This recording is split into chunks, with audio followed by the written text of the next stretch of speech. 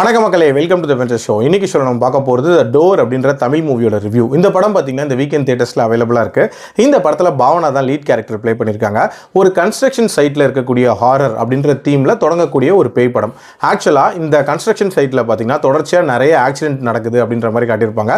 அதில் நிறைய பேர் இறந்து போகிறாங்க அப்படின்ற மாதிரியும் காட்டியிருப்பாங்க. அந்த கன்ஸ்ட்ரக்ஷன் சைட்டில் இருக்கக்கூடிய ஒரு கோயிலோட கன்ஸ்ட்ரக்ஷனை டிசைன் பண்ணி முடிக்கணும் அப்படின்றதுக்காக ஆர்கிடெக்டாக இருக்கக்கூடிய பாவனா வந்து சிட்டிக்கு வருவாங்க. வந்தவங்க தன்னோட ரூம்மேட்டோட தங்கியிருப்பாங்க.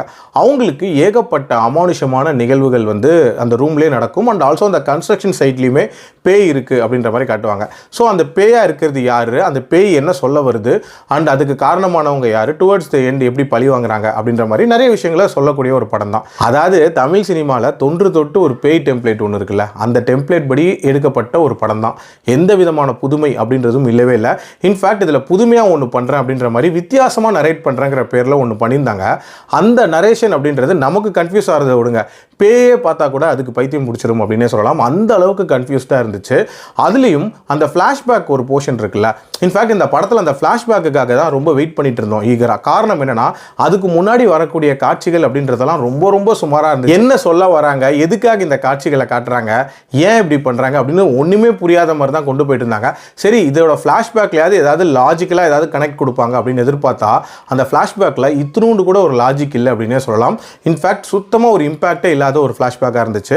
அண்ட் இந்த கதையில் பார்த்தீங்கன்னா கணேஷ் வெங்கட்ராமன் போலீஸ் ஆஃபீஸராக வருவார். அவர் பண்ணக்கூடிய இன்வெஸ்டிகேஷனாக இருக்கட்டும், அதே மாதிரி பேய் ஓட்டுறதுக்காக வந்து ஒருத்தர் வருவார். அவர் பண்ணக்கூடிய சம்பவங்களாக இருக்கட்டும் சுத்தமாக சம்மந்தமே இல்லாமல் இருக்கும் அப்படின்னே சொல்லலாம். அண்ட் டுவர்ட்ஸ் தி எண்ட் அந்த பழிவாங்கின விதத்தெல்லாம் கிராஃபிக்ஸில் காட்டுறங்கிற பேரில் ஒன்று காட்டியிருந்தாங்க. குழந்தைத்தனமாக இருந்துச்சு அப்படின்னே சொல்லலாம். ரொம்ப ரொம்ப பிலோ பாரான ஒரு எஃபர்ட். அண்ட் கிளைமேக்ஸ் இருக்குல்ல, துருவங்கள் 16 ரேஞ்சுக்கு ஒரு கிளைமேக்ஸை வைக்கணுன்ற மாதிரி யோசிச்சிருக்காங்க. பட் அப்பட்டமாக ஸ்டார்டிங்லேயே தெரிஞ்சிருச்சு அப்படின்னே சொல்லலாம். ஓவரால் என்ன பொறுத்த வரைக்கும் ரொம்ப சுமாரான ஒரு பேய் படம். ஆங்காங்கே கொஞ்சம் ஹாரர் ஜென்ரேஷன் ஓகேவாக இருந்தாலும் ஓவரால் என்ன பொறுத்த வரைக்கும் ஸ்கிப் அப்படின்னு தான் சொல்லுவேன். என்னோட ரேட்டிங் இந்த படத்துக்கு 2.2 out of 5. அடல்ட் கண்டென்ட்டை பொறுத்த வரைக்கும் இதில் பெருசாலாம் இல்லை, தாராளமாக பார்க்கலாம். மீண்டும் அடுத்த விமர்சனத்தில் சந்திக்கிறேன். நன்றி.